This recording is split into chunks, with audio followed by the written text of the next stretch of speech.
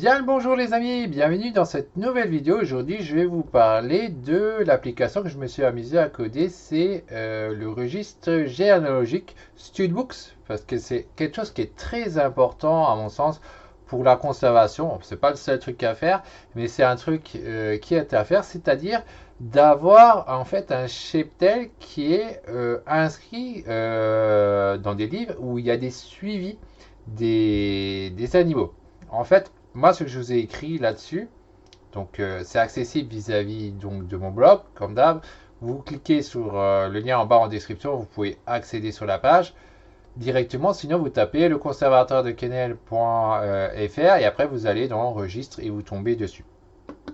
Alors, qu'est-ce qu'un registre généalogique? Un registre généalogique est une base de données contenant un groupe de spécimens d'une espèce nommée génération parentale. Chaque génération parentale a un suivi de sa descendance. Parfois, il y a l'utilisation du code P ou alors du code F0. Vous avez souvent des fois entendu ça, F1, F2, etc.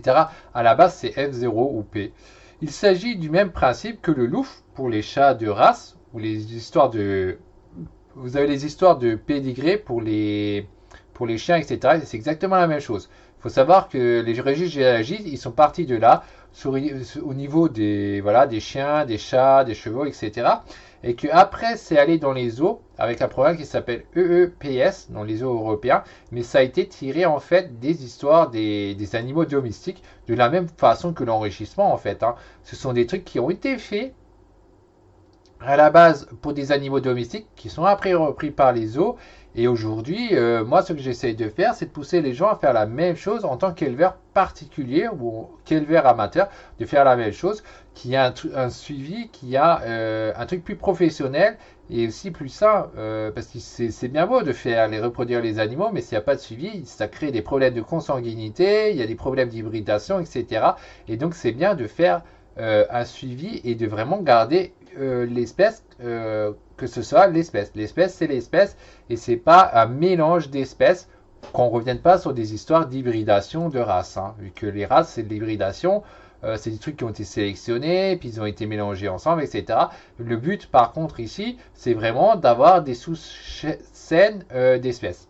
Alors pour ça, moi j'ai créé donc ce registre généalogique et j'ai commencé avec les Morelia, enfin les registres parce que c'est chaque registre pour chaque espèce. J'ai commencé avec le Morelia azurea et Pulcher, donc le Sorong. Donc ça, c'est un truc, si ça vous intéresse, vous pouvez rentrer dedans, vous pouvez postuler, je vais en reparler plus loin. Pour le moment, je vais juste vous montrer comment j'ai créé un peu l'application, comment ça marche. C'est en gros une base de données. À l'époque, c'était des livres. Aujourd'hui, on fait des bases de données. Pour moi, c'est une grosse base de données. Il y a une sélection après du registre. Alors là, j'ai mis pour pouvoir montrer et faire l'application. D'abord, il fallait que je mette pour pouvoir tester mon application. Mais après, là, je l'ai laissé encore souvent pour pouvoir montrer. Bien sûr, je l'ai effacé après. Là, une fois que j'ai fini ma vidéo, je vais enlever les données. Parce qu'il faut que ce soit les données justes et pas les données juste pour l'application. Donc, on choisit donc le registre, par exemple Morelia Azura Sorong, et ça va vous mettre automatiquement tous les Morelia Azura qui sont inscrits. Donc là, comme le Louf, etc., ils vont avoir des noms, ils vont avoir une date d'entrée, le sexe, laquelle génération c'est, si c'est une génération parentale P, un F1, F2, etc. L'origine, d'où il vient, s'il est sauvage ou pas, le propriétaire, qui est propriétaire de l'animal, d'où est la provenance, si on la connaît, s'il y a eu un intermédiaire, ça venait d'où. La mutation, qu'est-ce que c'est? Si c'est une mutation et le nombre de descendants que l'espèce elle a. Et donc vous avez ça pour tout. Et quand vous cliquez donc sur descendants, ça va vous mettre les descendants uniquement de l'espèce. Et c'est ça le but du registre, c'est de savoir qu'est-ce qu'était le descendant, quelle génération il était. Donc là j'ai mis F1. Donc tout ça c'est ce sont des données pour faire l'application, pas les données réelles, je rappelle. C'est juste des noms que j'ai mis pour pouvoir faire mon application et pour pouvoir montrer l'application. Après, sur le blog, ce sera juste, mais pas sur ce que je vous montre là en vidéo. Donc après, voilà, j'ai mis un nom comme ça, j'ai appelé ça Michel. Bon, j'aurais pu appeler ça n'importe quoi. Date d'entrée, j'ai mis une date, j'ai mis le sexe, c'est juste pour vous montrer. Génération, du coup, on est génération F1. L'origine, là, du coup, c'est plus sauvage, reproduit en captivité, donc code C. Alors, j'essaie de reprendre un peu les codes de la CITES pour simplifier un peu les choses, plutôt que de reprendre des nouveaux codes. Donc, qui est le propriétaire, d'où la provenance, qui sont les parents, les descendants s'il y en a de nouveau, donc s'il y a un F2, etc., hein, F3, etc., ça suivra. Et après, vous pouvez revoir les parents. Hein. À chaque fois, vous recliquez, ça va revenir en arrière. Vous savez qui est les parents et enfin la descendance des parents pour avoir uniquement qui est descendant de ça. J'avais fait ça comme ça parce que là j'avais dit voilà j'avais la même femelle et après j'avais mis deux mâles différents et quand on clique on voit uniquement la descendance qui correspond aux parents X. Donc là j'ai mis le mâle, lui il a qu'un, elle il y en a trois et l'autre il n'y en aura que deux. Donc ça c'était juste pour voir que ça marche, mais là du coup vous comprenez comment ça marche la base de données, comment vous pouvez vérifier le suivi des espèces qui font partie donc du conservatoire de Kennel. Alors par contre, effectivement, Ezio et Elena existent vraiment, hein, c'est vraiment le couple que j'ai formé sur le moment, il y en aura d'autres. Le reste par contre c'est factice, c'était juste pour pouvoir faire l'application pour vérifier que tout fonctionne correctement. Par contre les deux Morelia, effectivement ils existent vraiment, ils sont vraiment dans le registre et à fil de temps il y en aura de plus en plus et il y aura toute la descendance qui sera suivie. Donc là, si vous voulez des animaux avec une lignée, là, ce sera possible sur le conservatoire Kennel. Vous saurez d'où ça vient et vous pourrez continuer si vous le voulez ou pas, rentrer dedans dans le registre ou pas pour pouvoir continuer ça et faire vraiment un step. Sur le moment, la priorité reste évidemment de faire entre 10-15 couples minimum, 20 couples de génération parentale pour après avoir des jeunes souches sans consanguin. Je dis 10-15 minimum, hein. Bien sûr, il peut en avoir plus. Alors moi, je ne vais pas en faire trop parce qu'il y a le problème de la législation en France. Il faut savoir qu'on a seulement le droit à des reproductions très limitées.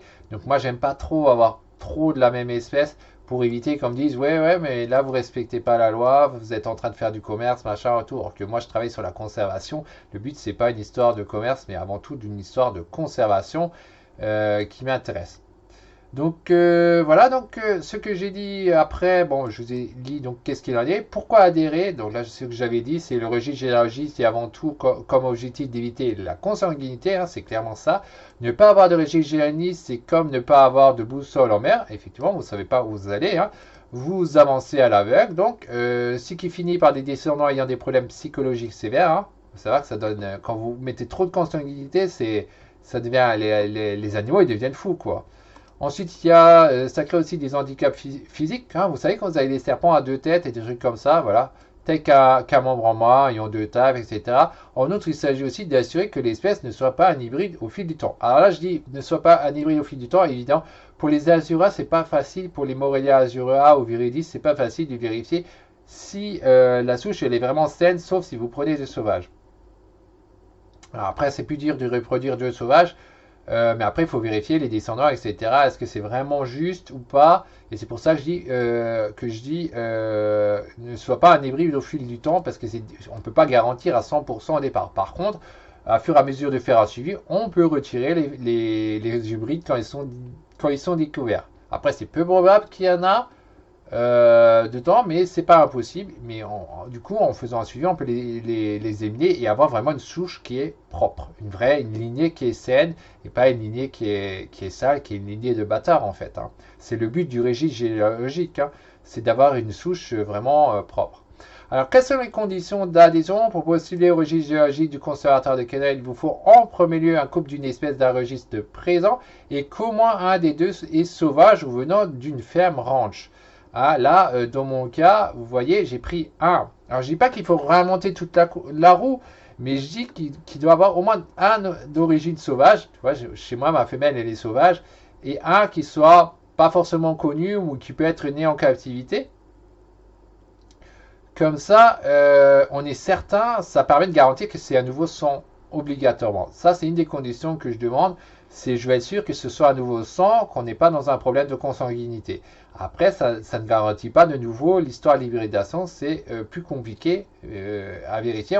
Ça se vérifie au fil du temps, mais en tout cas, là, on peut vérifier que ce soit bien non consanguin quand on part d'au moins un sauvage. C'est pour ça que je le demande.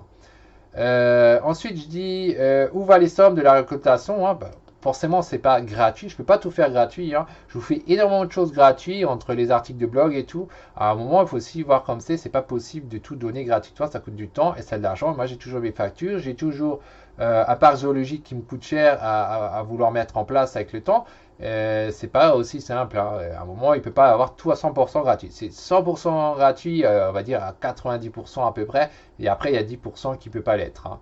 Donc, il y a un reversement de 5% des organismes de conservation in situ. Évidemment, hein, moi, j'aime bien reverser un peu de fonds quand j'en gagne, que ce soit par la reproduction ou par les applications que je fais, parce que mon but, c'est la conservation. Donc, j'aide les conservations dans la nature à remettre, voilà, replanter des arbres, à refaire des choses, à créer des ponts au niveau des routes pour que les animaux puissent traverser, des trucs comme ça.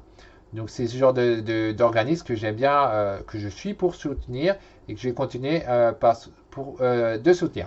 Pour le reste, ça va aller dans l'objectif donc de créer un parc zoologique. Moi, je veux à tout prix créer un parc zoologique et donc ça coûte assez cher. Et donc le reste sera donné là. Après impôt, bien sûr, il faut savoir que les 3/4 de l'argent, forcément, ça va à l'État entre toutes les taxes qu'il y a. Et le reste qui restera vraiment net, ce sera mis dans le but de créer un parc zoologique. Donc, à côté d'une association de conservation qui n'est pas officielle, créer un parc zoologique. Pourquoi créer un parc zoologique? Parce que quand on crée un parc zoologique, en France, on est vraiment officiellement, on peut être déclaré comme conservateur et pédagogue, mais aussi et surtout ça ouvre des portes pour pouvoir importer certaines espèces qu'on ne pourrait pas faire autrement. Par exemple, d'ailleurs, Morelia azura d'Australie ou Viridis d'Australie, on ne pourrait pas l'importer si on n'est pas un zoo. Or, si on est un zoo, l'Australie, elle l'autorise. C'est pas fermé. Il y a des gens qui disent oui, l'Australie est complètement fermée, c'est pas vrai. C'est fermé pour les particuliers, les amateurs, etc. Mais par contre, pour des zoos, c'est possible à partir du moment où l'espèce n'est pas en danger. On peut demander un permis et pouvoir importer, par exemple, des Morelia viridis du Cap-York. C'est possible, c'est pas interdit. Il faut le savoir. Donc pour ça, il faut un zoo impérativement. Donc voilà, quel est le prix de l'adhésion? Alors le prix de l'adhésion, ça coûte seulement 100 € de l'année, c'est pas grand chose, surtout pour des espèces comme des Morelia viridis, parce que après, quand vous avez ça, moi, ce que j'ai dit, c'est que vous pouvez l'avortir facilement parce que maintenant, il y a une désignation de vos descendants dans un registre généalogiste, ce qui est bien le cas, ce qui signifie qu'ils viennent d'une bonne source ayant un pédigré ou une lignée. On appelle ça aussi le mot lignée plutôt dans les reptiles, etc. Même si quand on parle de lignée dans les reptiles, il n'y a pas de suivi. C'est toujours un truc, ouais, le gars il dit c'est lignée, mais il est où le registre qui indique tout? Là, vous avez vraiment un registre, c'est marqué. Et au fil de temps, plus le registre du conservateur de Kennel va devenir connu, plus ce sera facile pour vous de reconnaître votre descendance. Donc, le plus tôt vous le faites, mieux c'est que d'être tout seul. Quand vous êtes tout seul, forcément, les gens, ils n'ont pas de raison d'aller vers l'autre parce que qu'est-ce qui dit que votre source, elle est tellement saine que ça? Il vaut mieux être dans un registre et travailler avec les autres. C'est ce que je vous propose. Et en même temps, comme dit, vous allez aider pour des organismes de conservation in situ et à la création d'un parc géologique dans l'avenir. Alors, puis-je demander la création d'un nouveau registre géologique si vous voulez rajouter une espèce? Alors oui, si vous êtes membre, vous pourriez faire une proposition. J'étudierai la question et on verra parce que ça me coûte pas mal de temps. Il faut savoir que à chaque fois, gérer tout ça, remettre les jeunes de tout le monde, etc., ça prend du temps. Donc c'est à voir et il faut que je connaisse bien l'espèce moi-même parce que sinon je ne peux pas dire oui je vais m'occuper de ça, alors je ne la connais pas bien, mais vous pouvez proposer à partir du moment où vous êtes membre et si le sujet semble vraiment intéressant. Et finalement, que préférez-vous? C'est en fait c'est un choix après, hein, avancer à l'aveugle tout seul et avoir des descendants déformés de mauvaise qualité, car c'est fort possible si vous ne faites pas de suivi, hein, ou alors avoir des spécimens sains et de qualité ainsi qu'être plus professionnel. C'est donc à vous de décider. Donc, si vous voulez postuler, vous me contactez, hein, vous cliquez sur le lien, contactez-moi, vous me montrez une photo du couple, que je puisse voir un peu ce qu'il en est, et vous me dites aussi, voilà, pourquoi pour vous ce serait par exemple, donc pour ceux qui sont présents, par exemple, Morelia azura pulchère. C'est quoi pour vous qui vous dit que c'est vraiment des Morelia azura pulchère et pas une autre sous-espèce de Morelia azura? Et si vous me prouvez ça, et que vous me prouvez que ceci est un sauron, pourquoi c'est un sauron, vous avez des choses à me dire dessus qui me montrent que vous savez de quoi vous parlez, qui ça montre que vous êtes plutôt sûr que c'est vraiment une souche saine au départ que vous avez. Alors vous pouvez rentrer dedans. Vous pouvez alors rentrer dedans s'il y en a au moins un des deux qui est sauvage. Voilà, ça, c'est pour être sûr qu'il y a la non-consanguinité. Il faut qu'il y ait un des deux parents, que ce soit le mâle ou la femelle, qui est sauvage. Pour le deuxième, vous pouvez prendre un nez en captivité. Le but, c'est pas de réinventer toute la roue et de dire, ouais, mais on reprend que du sauvage ou prendre que du nez en captivité.